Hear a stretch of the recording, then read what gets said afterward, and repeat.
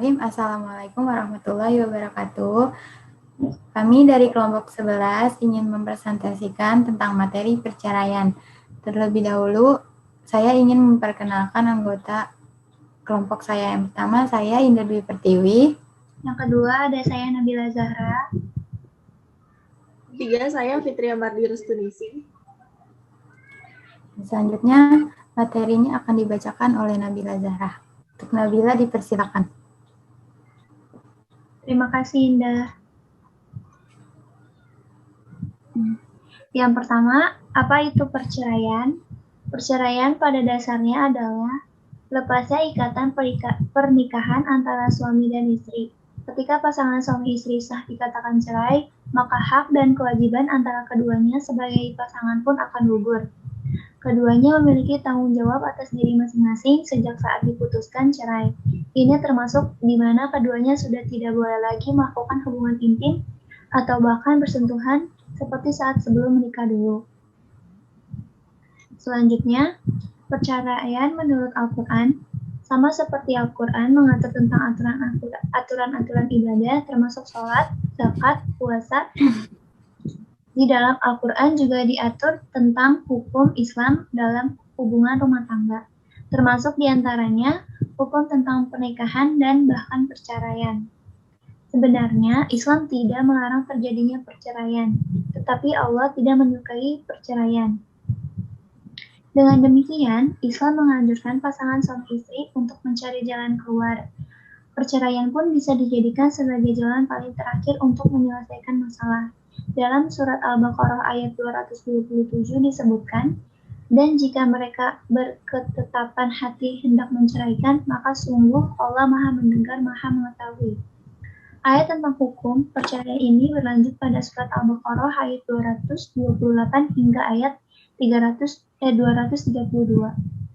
Selain pada surat Al-Baqarah, aturan tentang berumah tangga juga diatur Islam dalam surat At-Talaq, yaitu ayat 1-7. Termasuk juga dibahas tentang kewajiban suami terhadap istri, hingga aturan dalam Islam ketika seseorang istri berada dalam masa iddah. Masa iddah sendiri yakni masa menunggu, yakni di mana setelah seorang perempuan ditinggal suaminya, diikuti dari situs Nahdlatul Ulama atau NU. Perempuan yang telah putus hubungan perkawinan karena dicerai oleh suaminya tidak serta-merta bisa menikah lagi dengan laki-laki lain. Berbeda dengan seorang laki-laki, seorang perempuan yang bercerai dengan suaminya memiliki masa iddah, di mana selama waktu tersebut belum selesai, ia tidak diperbolehkan menikah.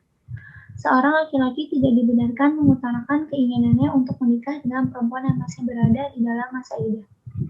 Selanjutnya akan dibacakan oleh teman saya, yaitu Indah Dwi Pertiwi.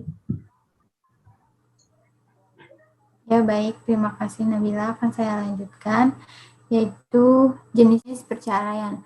Dalam hukum perceraian ada yang disebut sebagai talak. Talak yakni gugurnya ikatan pernikahan dengan ucapan yang jelas dari suami maupun dari istri. Talak hukumnya bisa menjadi wajib jika ada mazharat yang menimpa salah satu dari suami atau istri. Yang hal tersebut tidak bisa dihilangkan, kecuali dengan talak. Namun, bisa jadi talak justru diharamkan karena menimbulkan mazharat pada salah seorang dari suami atau istri dan tidak menghasilkan manfaat yang lebih baik dari mazharatnya. Ada beberapa jenis talak yang bisa dilakukan oleh suami. Di antaranya seperti talak raj'i, talak bain, talak bid'i, dan talak sunni. Talak raj'i, suami mengucapkan talak 1 atau talak 2 kepada istrinya. Pada talak ini, suami masih boleh rujuk kembali dengan istrinya ketika masih dalam masa iddah. Namun, jika masa iddah telah habis, suami tidak boleh lagi rujuk kecuali dengan melakukan akad nikah baru. Yang kedua, talak bain adalah perceraian di mana suami mengucapkan talak 3 kepada istrinya. Dalam kondisi ini, istri tidak boleh dirujuk kembali. Suami baru akan boleh merujuk istrinya kembali jika istrinya telah menikah dengan lelaki lain dan berhubungan suami istri dengan suami yang baru, lalu diceraikan dan habis masa iddahnya. Yang ketiga, talak bid'i. Berarti suami mengucapkan talak saat istri sedang dalam keadaan haid atau ketika istrinya sedang suci namun sudah disetubuhi.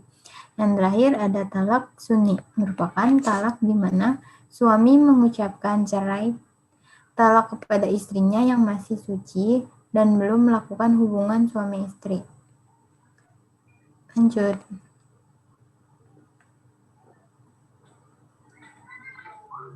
Selanjutnya ada rukun perceraian. Ketika keputusan untuk bercerai sudah bulat dan tidak bisa dicegah, dalam prosesnya pun tetap tak luput dari aturan yang berlaku. Tetap ada rukun perceraian yang harus dipatuhi. Tak sekedar aturan, rukun ini juga menjadi syarat sahnya perceraian, sehingga jika tidak dipenuhi maka tidak sah pula proses perceraian tersebut. Berikut ini adalah rukun perceraian yang harus diketahui oleh pasangan suami istri. Yang pertama, rukun perceraian untuk suami. Perceraian hanya akan sah apabila perceraian dilakukan oleh suami yang berakal sehat, balik, dan dilakukan dengan kemauan sendiri. Dengan begitu, apabila perceraian dilakukan karena ada paksaan dari pihak lain, misalnya ada paksaan dari orang tua ataupun keluarganya, perceraian pun menjadi tidak sah. Yang kedua, rukun perceraian untuk istri. Bagi seorang istri, perceraian baru akan sah jika akad nikahnya dengan suaminya sudah dianggap sah dan istri belum diceraikan dengan talak 3 oleh suaminya. Selanjutnya akan dibacakan oleh Fitria Marti.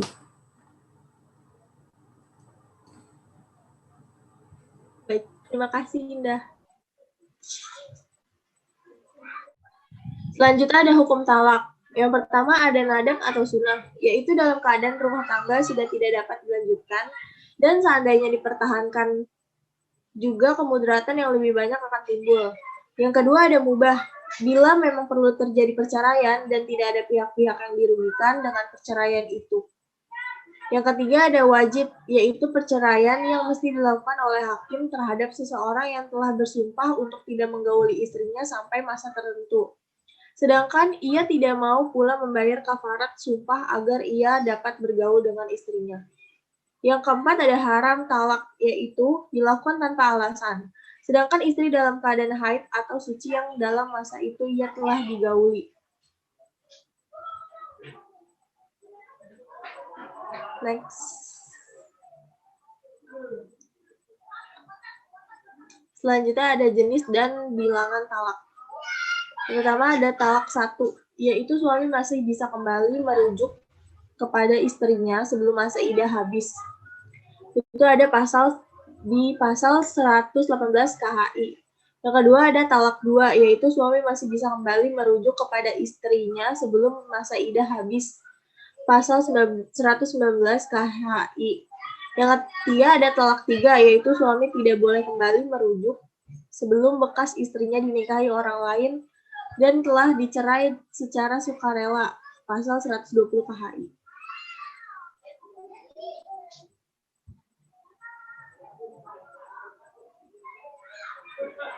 Selanjutnya ada talak dianggap tidak jatuh.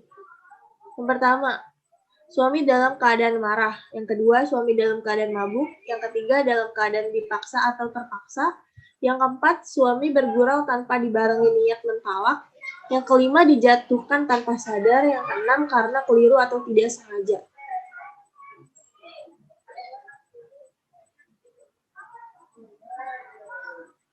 Sekian presentasi dari kami. Terima kasih. Assalamualaikum warahmatullahi wabarakatuh. Waalaikumsalam warahmatullahi wabarakatuh.